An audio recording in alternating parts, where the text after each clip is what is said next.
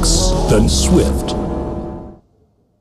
Thank you for joining us on our build-up of match number 38 of this World Cup 2023. It's coming to you from the city of Delhi, where on the one hand you have Sri Lanka, 55 all-out versus India in their last game. The other hand, you have Bangladesh, haven't won their last 6 games in this tournament. And if they fail to get the 2 points today, their qualification chances of getting to the Champions Trophy 2025 could be up in smoke. No pun intended, Delhi, or people of Delhi as well. Thank you so much for joining us on Maruti Suzuki Arena presents ESPN Cricket for Matchday, where I'm joined in studio by Steve Harmison, also joined from Sri Lanka by Farveez Maharoof. Gentlemen, good to see the two of you in the studio as always. Steve, for both these teams, owing with what's happening to them in the tournament, hasn't been going for them, of course.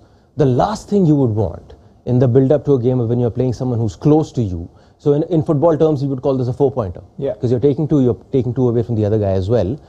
Is to have something that's completely out of your control, and the build-up is only focusing on that. Yeah, it is. It's not great when you're having the preparation hampered by what is happening in Delhi from a pollution point of view. I think it could work both ways, because you could get to a point where, because teams haven't practiced, they might just free their minds up a little bit, because when you're on a bad run and things aren't going for you, sometimes practicing makes it even worse, because you're going... You're sort of getting on the bus in a bad mood. You're getting off the bus in a bad mood. The mood in and around the camp is of negativity because of where you are in the table and how you've performed, unfortunately, in the tournament. So maybe it's having that extra time off. They come into the stadium, very little preparation, because obviously they don't want to be exposed to the air. Yeah. This might actually work in the favour of one or two players, because they might just think, shackles off, let's get out there, crash bang wallop, let's have a game, rather than go through the same old negative feeling of leading into warm-ups and leading into the preparation and then leading into the game. It might benefit both these sides. But if you're a coach and you're looking at this team from a management point of view, you would say the sooner we accept reality, the better. Just get switched on. This is the reality. Get onto the field. You've got to play today. Yeah, get used to the conditions and get out there and just play a game. I think Sri Lanka did have a hit out last evening. I think most of the players did have a session just to top up their game, just to, not for long. And I think that will actually benefit them in a long way, because Sri Lanka did play their first game at Delhi against South Africa, and we saw what sort of a pitch is that. And I think when you're coming into this game after the humiliating defeat against India, you need to come and play in a pitch where it's a batsman's paradise. That's what Sri Lanka is looking for. And Delhi just feeds it properly for the batsmen if they want to, get out there and have some fun. So I think this might work in some batsmen's way, because the pitch is really good and the ground is small. You just get out there, a lot at stake still with Champions Trophy qualifications. Don't get me wrong, but when you know that you don't have the pressure of not trying to qualify for the semi-finals, but you still have the pressure to not to finish in the bottom two. So that itself gives you enough, motivation to finish off in a high. So I reckon, Sri Lanka did the last right thing by cancelling the practice session the day before, having a small hit out yesterday just to get the feel about it. Yeah. And I think going into this game, yes, it's not ideal after losing India, but I still believe that Sri Lanka has what it takes to win this game. Yeah, so of course, pollution has been front and center in the build-up to this game. And what are some of the measures that the organizers are taking so that this game, of course, moves on smoothly? ESPN Cricket Info's Andrew Fidel Fernando has this report. Hello, I'm Andrew Fidel Fernando reporting from Delhi, where, as you can perhaps see from behind me, the air quality has not been great over the last couple of days. What does this mean for Sri Lanka v Bangladesh? Well, right now the air quality index is showing figures of between 300 and 500 in most places in the city. And what the ICC and tournament organizers have told us is that they will keep watching it, keep assessing it, and treat air quality as they would another weather event, like rain or a wet outfield or lightning storms that sometimes stop play. So they'll keep watching it and attempt to start the match at 2 p.m. as scheduled. If play is not possible because for reasons of player safety at that point, they will eat into the time that's anyway built into a regular match day, and then they will maybe eventually start losing overs. They'll do everything possible to get a 20-over game in, But what we know is that they're assessing the AQI at the ground itself using handheld devices rather than relying on AQI measurement stations around the city, which can be quite distant from the ground itself. What constitutes a safe level for play? This is a little bit of a gray area. 200 AQI is a value, it's a rough guideline that organizers will use. This is a guideline they've come up with in concert with their own medical staff, with Sri Lanka's medical staff and Bangladesh's medical staff, as well as a separate pulmonologist, a lung specialist that the organizers have been consulting with. At the moment, judging from stations around the city, it's not quite at that level. But that's just a rough guideline. They may choose to play even at slightly higher levels. That remains to be seen. What we know from a cricketing perspective is that both teams really want this match to happen. Both teams desperately need these 2 points to end up in that top 8 to qualify for the 2025 Champions Trophy. However, there is a duty of care that the ICC has said it is taking seriously towards the players, and hopefully none of this is relevant by match time. Hopefully the air has cleared so that it's safe for both spectators and for the players. Thank you so much for that, Andrew. Steve, I am from Delhi. My children haven't stepped out of the house in 4 days. Yeah. I'm already having these conversations saying, should we stay here or not stay here? Normal conversations a parent would have with regards to their children. Is it fair, and here's the dilemma, while we say is it fair to ask players to come and play the game right now, but players, if you ask them, we need the 2 points as well. We can't really reschedule it, take the 1 point, because that sort of puts us a little in the back foot as well, because we're chasing Champions Trophy, so that dilemma is always there. Hey, I think the dilemma is irrelevant. I don't think the 2 points should come into the equation. Is it fit to play or is it not fit to play? Should not be messing with player safety, should not be messing with anything that could have an ill effect on the players further down the line. Yeah. So for me, the 2 points is irrelevant. I wouldn't, even if I was coach of, it looks like Bangladesh are the ones that need to play more than anything else. Even if I'm Bangladesh's coach, there's a human element to this, which is far more important than a World Cup 2 point or 1 point. So I think that takes that argument out of the equation, and it's putting the trust in who you're putting the trust in, and that would be the big question to me. And that, for me, if it's a safety element, then you put trust in the specialists around. True. I think you have to go with the people on the ground who know what Delhi's like, who know what the quality of air can get to. And I think my question to you would be, does it get worse as the day goes on? Because if it gets worse as the day goes on, we're starting at 2 p.m. and if it's at a certain point at 2 p.m. where it's borderline, are we running the risk of, once the game starts, it's a lot harder to curtail the game or stop the game while you've got crowd in, while the game's going? Firstly, I don't think crowd is coming. Most of Delhi is staying indoors, and the AQI, it's sort of, it stays on a very level footing. It doesn't really change across the day. A little bit here, a little bit there. But I can confirm right now that the AQI is well above 200. It is well above 200. So that guideline is, there is a bit of a grey area, like Andrew said as well. Because Farveez, when you talk about this, right, when you look at it from a player's perspective and you say, look, could this game have been rescheduled?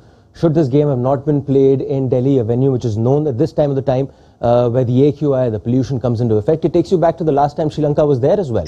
And there were reports that a couple of the players, once out on the field, had to come in and, they were puking because they just couldn't handle it. From a player's perspective, I'm thinking, look, isn't the ICC the caretaker of cricket? And if it is the caretaker of cricket, aren't the players the biggest asset that should be protected?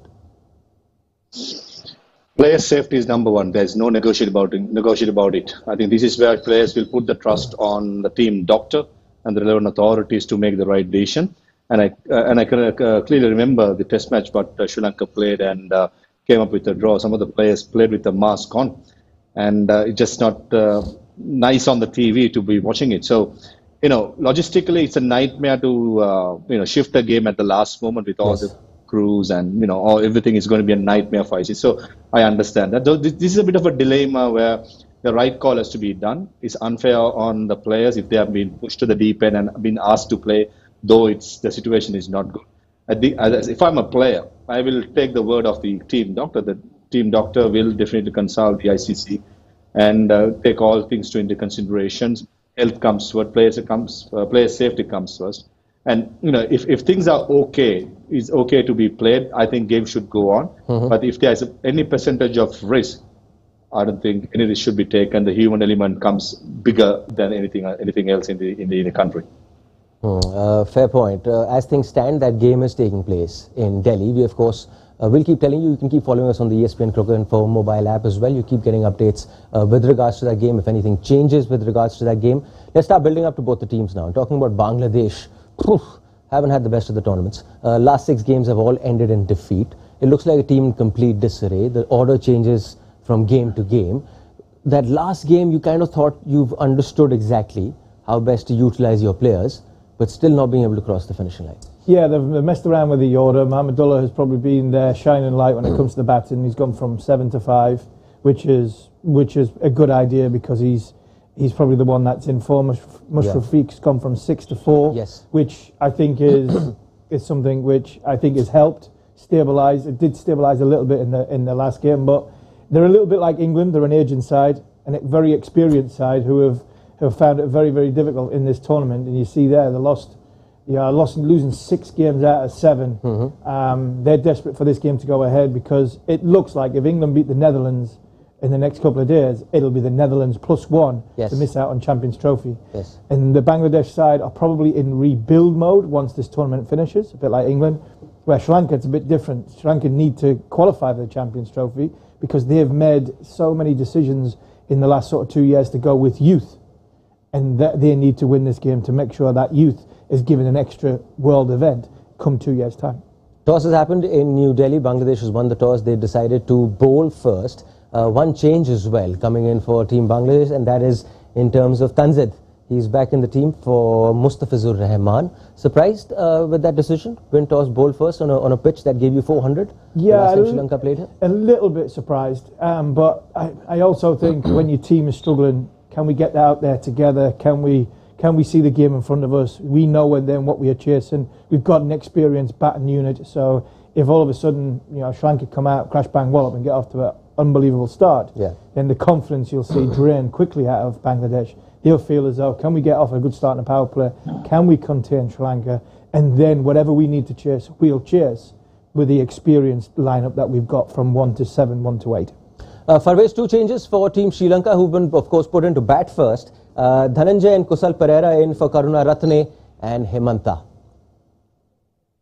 First of all, I'd like to say good toss to lose. Because the last game against India in Mumbai, Sri Lanka won the toss, bowled first, worrying about the view, and we all knew what happened with hour and a half of play. Sri Lanka was shut out. I think when your chips are down, get out there, bat first, no pressure, put the runs on the board, and ask Bangladesh to chase it down, who has lost 6 games. So I think first of all, Sri Lanka has been got the better off the toss, if you ask me. 2 changes expected with especially Dhananjay De Silva, off spinner, and Sri Lanka does not have an off spinner with the 2 of the left-handers in the top 3 are in the Bangladesh lineup. So against those 2, Dhananjay will be sometimes might even open the bowling. You never know with Dhananjay being so successful with off spinners in the power play. So that's a tactical change I would like to think, and also batting gets deeper. He'll probably bat at 6 and Angelo bat at 7. And Kusal Pereira in for Dimut Karnataka, that expected too. Yeah. A couple of games where Dimut played, he didn't hit the steps, and it was quite disappointing. And Kusal Pereira will always carry that X factor. He has this, he has this nickname of being a dash, and if he gets going, we all know what the sort of a damage he could do. So just Sri Lanka will be hoping that Kusal Pereira will come good and give us a good start.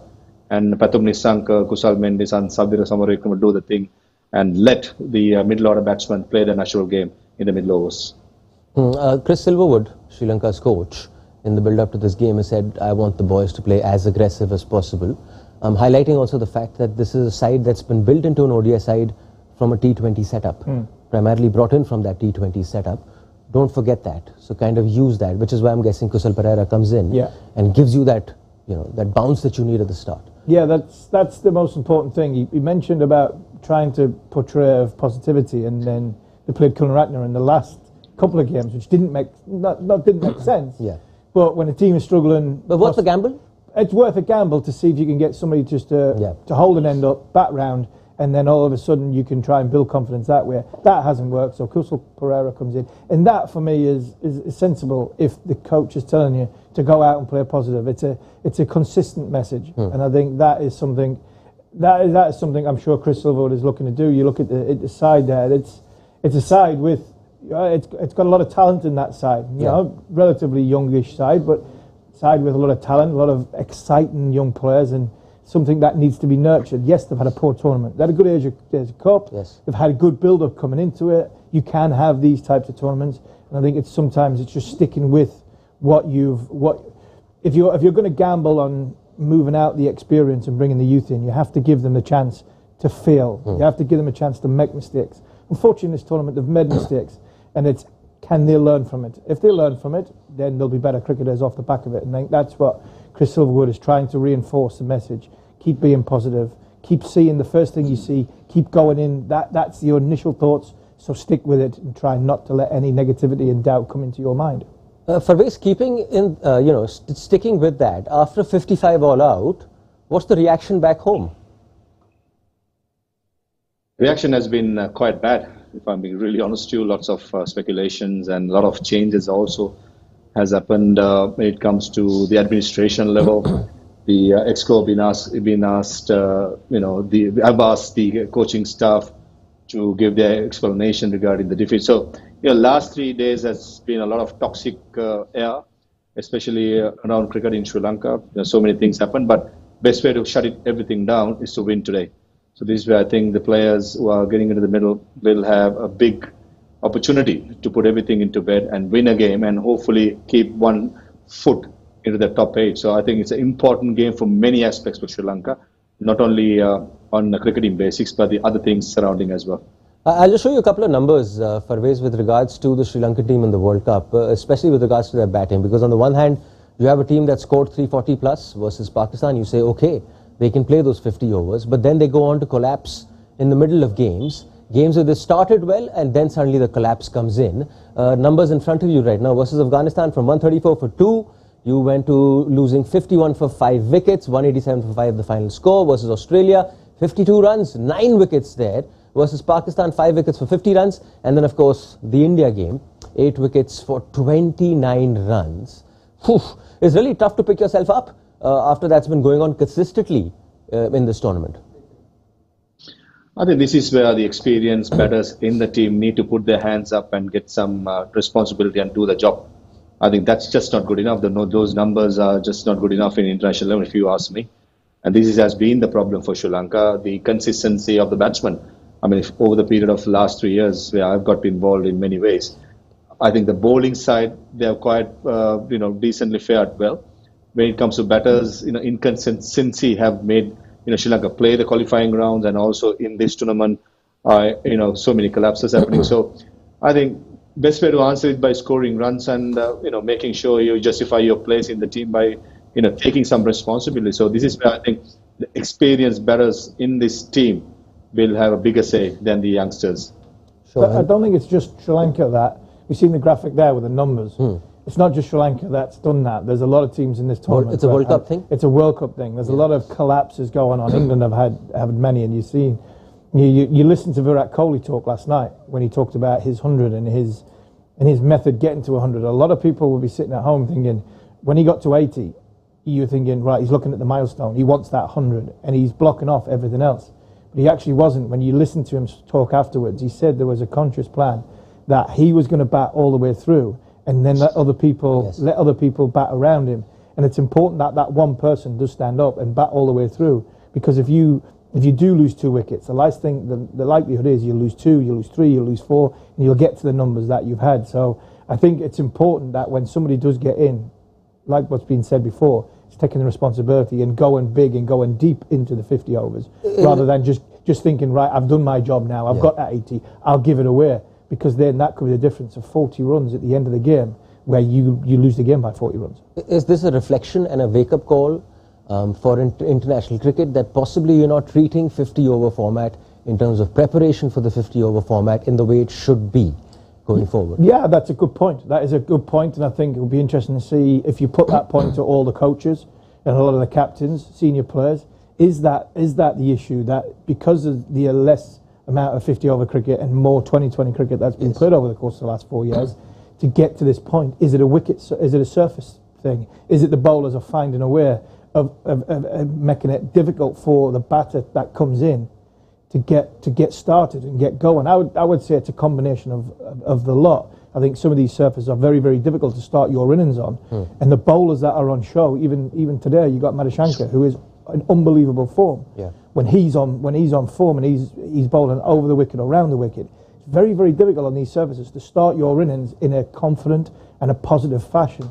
So I think that's where, for me, someone like Bangladesh is really disappointed, because they've got experienced cricketers, especially in this part of the world, that haven't been able to withstand that storm. So I think the collapses has been across the board and not just Sri Lanka.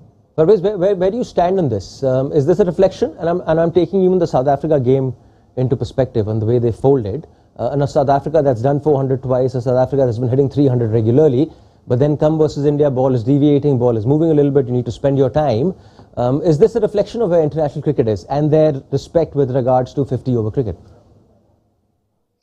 I think it's very important, as Steve said, someone who gets a start, goes and gets a big one. That's what Virat does, batting at number 3.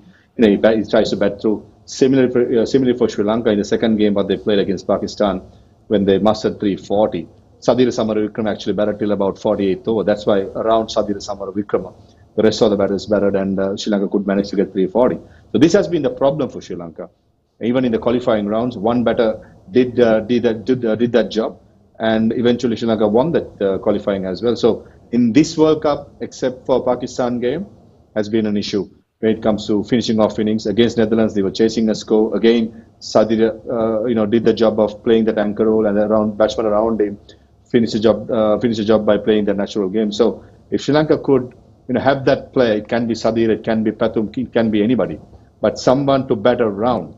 I think that will be the crucial point. I'm pretty sure Mahela and Chris would have spoken about it. I was told, after the Mumbai game, the team meeting went for so long and they spoke so much aspects. And this is where I think Sri Lanka, to get it right, one batter gets in, bat at least till about a 48th over. It's a must. If that happens, I think Sri Lanka will have a definitely good chance.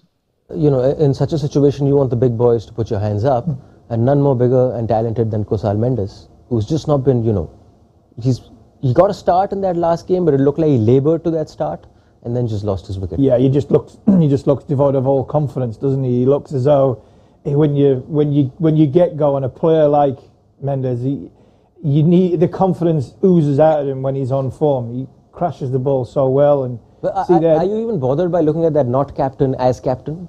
Does that play any? It's always an intriguing argument, when it comes to captain or not captain, especially when the main captain is injured. Yes. Somebody's got to captain the team. Yeah. Somebody has to captain the team, unfortunately. Yes. And that is always going to be the challenge for any nation. It's not just Sri Lanka. Every nation. If Rohit comes out, somebody else will have to do it. If Josh Butler comes out, somebody else will have to do it. Numbers don't lie, unfortunately. So there is an issue there. I'm just speculating. I don't know the Sri Lanka team as well as anybody else, but could somebody like Angelo Matthews just come in and captain the team for a short period of time and take the pressure off everybody else, just for the simple fact that if it is affecting somebody's performance and they're not quite ready to captain the team, there's a lot of very good vice captains, there's a lot of very, very good senior players. I think to captain the team, you've got to have something about you in a way, mentality point of view, that you can shut off everything that's going around you and then go and concentrate on your discipline.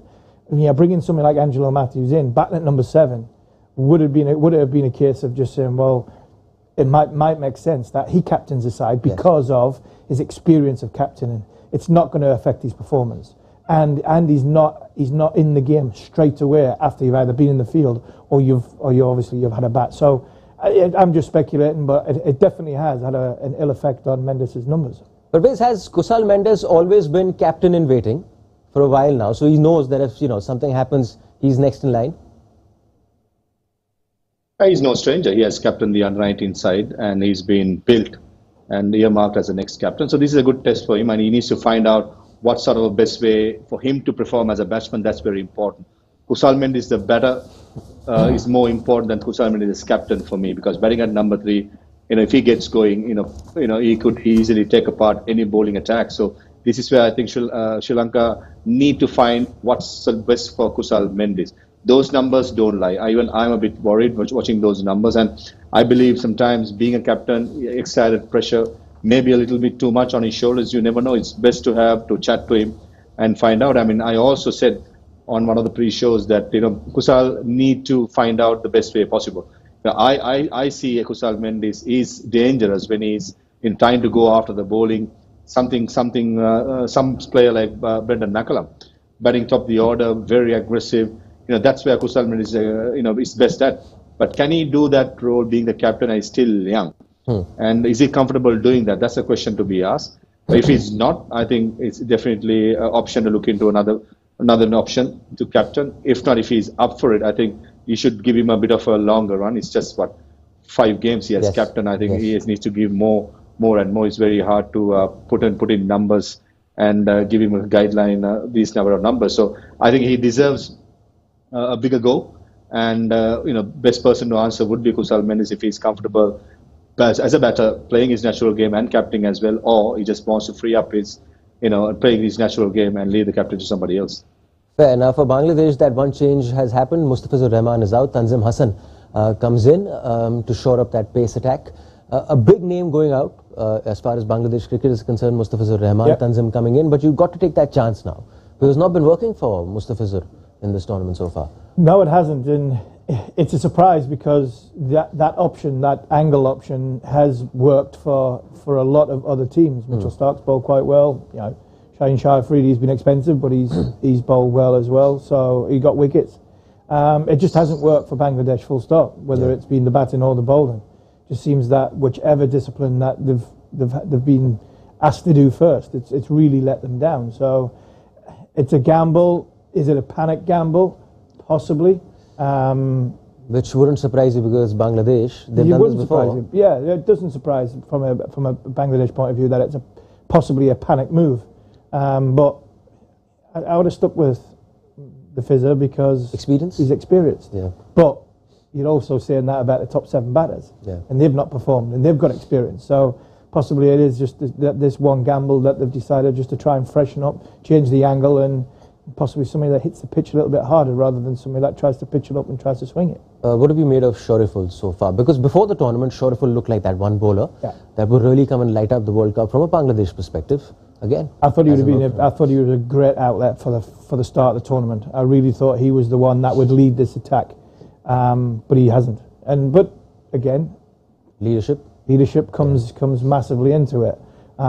He hasn't hit the areas he would like to, which is a surprise because when I look at the bowlers around the world that have come in and had a little bit of a struggle, especially in a power play, it's because they've either bowled that little bit too full on these surfaces and not held their length, that good sort of 6 metre length, and possibly bowled that little bit too short. And I definitely think he's another one in that example that he's tried to pitch it up and swing it, hasn't swung, and he's been belted. And then when it comes to pulling his length back, he's actually pulled his length back a little bit too short, sat in the pitch, and he's not quick enough to bowl that sort of back of a length to cause any problems inside the power play. And when you're a bowler like that and you're constantly trying to find a bit of form, trying to find a bit of consistency, and it doesn't go quite right, then you're always that one ball behind. You're always that catch-up ball, and the pressure comes on your shoulders. And when you're going at 7s and 8s and 9s and over, unfortunately, something's got to give. But whereas at the other end, Steve referred to him earlier in the show, Dilshan Madhushanka, that one shining light for Sri Lanka in this tournament. He's already taken 18 wickets. 18 wickets already in the tournament. He's just 5 behind Muralitharan as far as Sri Lankans in a World Cup edition is concerned. And you wouldn't bet against him to go get those 5 again. Yeah, I think he's been, as you said, the shining bright light, for such a young boy who's only 21, 22, leading the bowling attack for Sri Lanka. And, look at the numbers. I mean, 18 wickets and, big names he has got. Even Rohit Sharma, the last game, 5 wickets, top 5 batters of India. It just goes to show the mentality. And he's still young, he's still raw. He's still learning the art of playing ODI cricket. I mean, nevertheless, international cricket, he'll only get improved. And somebody is very much willing to learn every day. So I see a lot of positive about Dilshan Madusanga. This has been the breakthrough that he's been waiting for a very long time, and this is a future of Sri Lanka. And with the new ball underlies in Delhi, believe me or not, he'll be a handful. Are you surprised still no Velage? I mean, there was a dilemma between Vellalage or Dhananjay De Silva coming in for the side today. I think that's a call that the think tank would have gone with Dhananjay De Silva, as I told you before. Two left-handers in the top three. Maybe Dhananjay De Silva could do a job, and also specialized batsman at 6, and getting Angelo Matthews at number 7 as a specialized finisher. So it would have been a close call between Dhananjay or Vellalage, but I understand why Dhananjay De Silva was picked. On the other end, you've got Shakib Al Hasan, Mr. World Cup, you could call him. He's played so many of them. And but just look at his numbers in this World Cup, Steve. With the bat especially, just not getting going at all. Hasn't got going, has he? He really hasn't. And it's a surprise, because you look at the number on the left and you go 86.5 in England. In England. Yeah. Not in the subcontinent, in England. And then to average 17 in these sort of homish conditions. I think it told you everything that he went home for 2 days to try and, to have a 2-day camp with his batting guru to try and get something back, get his foot movement going, get his hands away from him.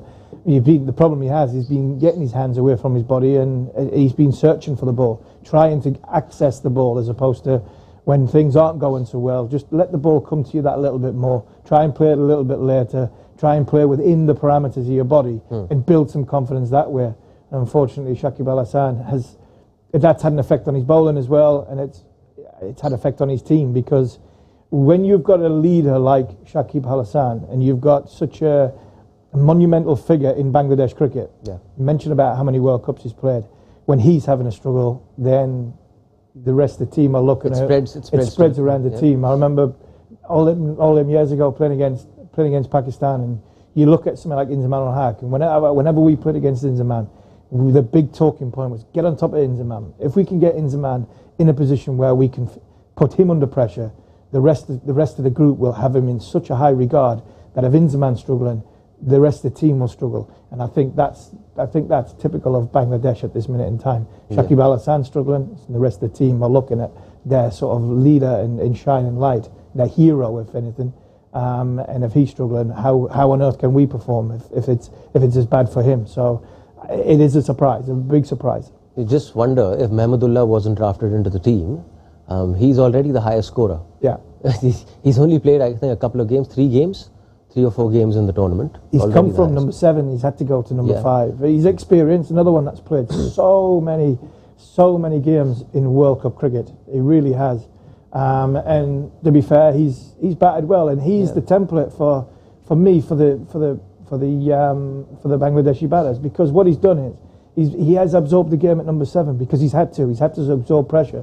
He's constantly going in 5 wickets down for not very many, and then trying to sort of be the one that's there at the end. And he's run out of partners on a couple of times. So I think, if anything, from a coaching point of view with Bangladesh, it would be to look at Mahmudullah and see the way he plays. He doesn't let the pressure get to him. Yeah, it looks very solid. Very calm, very solid, and he basically says, right, let the game come to me for a little bit. I will take the game on, and then I will grow through the game. And unfortunately, the top 5 have put him in that position. Now he's gone to number 5. When he went to number 5, he batted well. So that will be the hope for Bangladesh, because it's more, Bangladesh have to win, because if Bangladesh lose, it looks like it's going to be Bangladesh plus, if the Netherlands lose to England, the ones that miss out on Champions Trophy.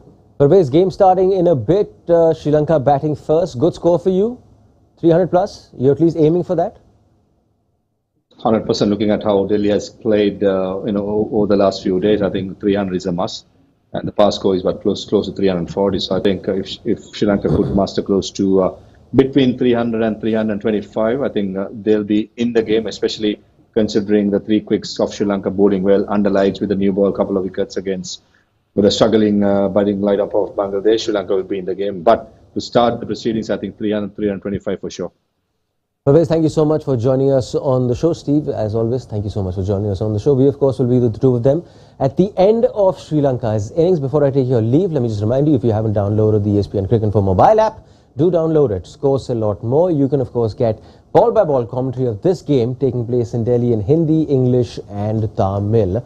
You were watching Maruti Suzuki Arena presents ESPN Cricinfo Matchday.